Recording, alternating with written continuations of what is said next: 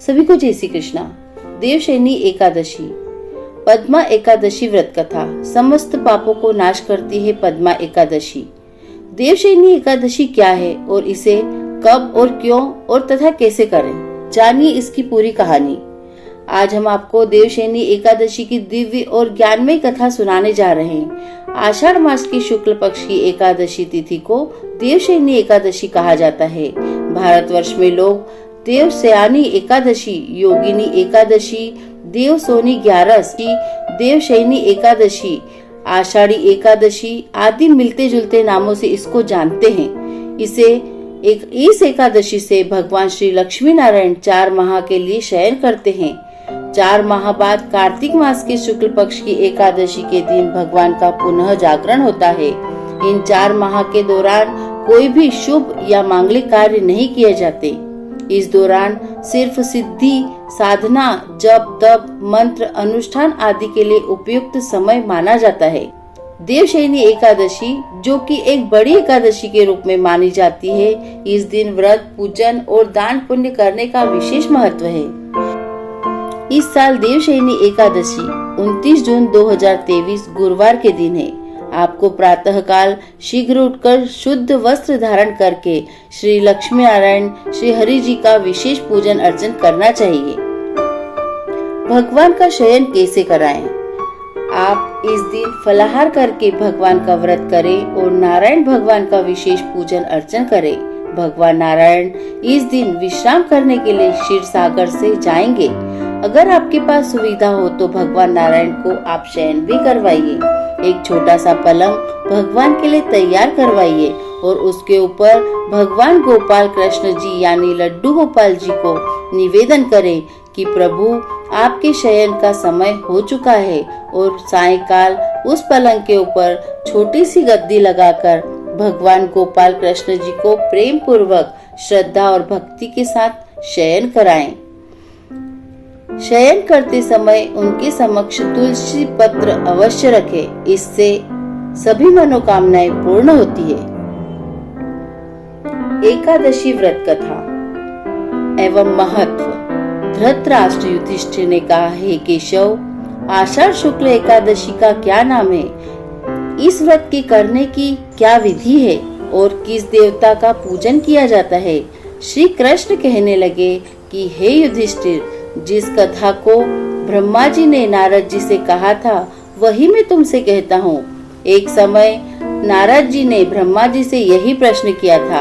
तब ब्रह्मा जी ने उत्तर दिया था कि हे नारद, तुमने कलयुगी जीवों के उद्धार के लिए बहुत ही उत्तम प्रश्न किया है, क्योंकि देवशयनी एकादशी का व्रत सब व्रतों में उत्तम है। इस व्रत से समस्त पाप नष्ट हो जाते हैं और जो मनुष्य इस व्रत को नहीं करते वे नरकगामी होते हैं। इस व्रत के करने से भगवान विष्णु प्रसन्न होते हैं। इस एकादशी का नाम पद्मा है। अब मैं तुमसे एक पौराणिक कथा कहता हूँ, तो मन लगाकर सुनो। सूर्यवंश में मानधाता नाम का एक चक्रवर्ती राजा हुआ, जो सत्यवादी और महान प्रतापी था। वह अपनी प्रजा का पुत्र की भांति पालन किया करता था। उसकी सारी प्रजा धन धान्य से भरपूर और सुखी थी। उसके राज्य में कभी अकाल नहीं पड़ता था।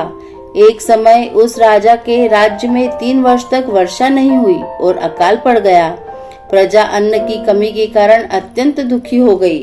अन्न के न होने से राज्य में यज्ञादि भी बंद हो गए। एक दिन प्रजा राजा के पास जाकर कहने लगी कि हे राजन, सारी प्रजा त्राही त्राही पुकार रही है, क्योंकि समस्त विश्व की सृष्टि का कारण वर्षा है।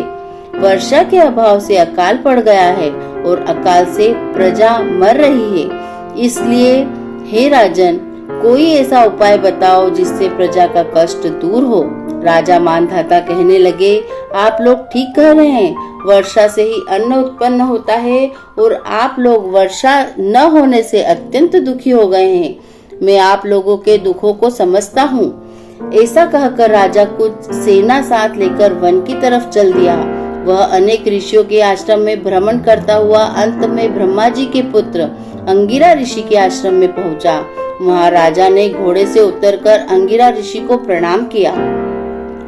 मुनि ने राजा को आशीर्वाद देकर कुशल क्षेम के पश्चात उनसे आश्रम में आने का कारण पूछा। राजा ने हाथ जोड़कर विनीत भाव से कहा कि हे भगवान, सब प्रकार से धर्म पालन करने पर भी मेरे राज्य में अकाल पड़ गया है। इससे प्रजा अत्यंत दुखी है। राजा के पापों के प्रभाव से ही प्रजा को कष्ट होता है। ऐसा शास्त्रों में कहा है, जब मैं धर्मानुसार राज्य करता हूँ तो मेरे राज्य में अकाल कैसे पड़ गया, इसके कारण का पता मुझको अभी तक नहीं चल सका। अब मैं आपके पास इसी संदेह को निवृत्त कराने के लिए आया हूँ। कृपा करके मेरे इस संदेह को दूर कीजिए, साथ ही प्रजा के कष्ट को दूर करने का कोई उपाय बताइए। इतनी बात सुनकर ऋषि कहने लगे कि हे राजन, यह सतयुग सब युगों में उत्तम है। इसमें धर्म को चारों चरण सम्मिलित है, अर्थात इस युग में धर्म की सबसे अधिक उन्नति है। लोग ब्रह्म की उपासना करते हैं और केवल ब्राह्मणों को ही वेद पढ़ने का अधिकार है। ब्राह्मण ही तपस्या करने का अधिकारी है, परंतु आपके राज्य में एक शूद्र तपस्या कर रहा है और इसी दोष के कारण आपके राज्य में वर्षा नहीं हो रही है। इसलिए यदि आप प्रजा का भला चाहते हो तो उस शूद्र का वध कर दो। इस पर राजा कहने लगे कि महाराज, मैं इस निरपराध तपस्या करने वाले शूद्र को किस तरह मार सकता हूँ? आप इस दोष से छूटने का कोई दूसरा उपाय बताइए। तब ऋषि कहने लगे, हे राजन, यदि तुम अन्य उपाय जानना चाहते हो तो सुनो। आषाढ़ शुक्ल की पद्मा नाम की एकादशी का विधि पूर्वक व्रत करो। व्रत के प्रभाव से तुम्हारे राज्य में वर्षा होगी और प्रजा सुख प्राप्त करेगी, क्योंकि इस एकादशी का व्रत सब सिद्धियों को देने वाला है, समस्त उपद्रवों को नाश करने वाला है। इस एकादशी का व्रत तुम प्रजा, सेवक तथा मंत्रियों सहित करो।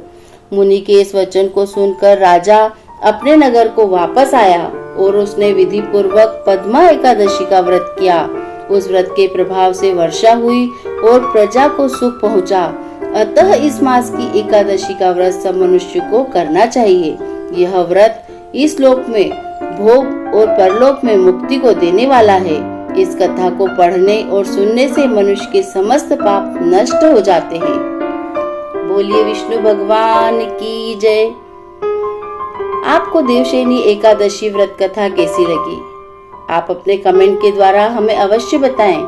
यह कथा पसंद आने पर लाइक और शेयर जरूर करें। ऐसी ही धार्मिक कहानी सुनने के लिए हमारे चैनल संस्कार कथा चित्रण को सब्सक्राइब करें। धन्यवाद।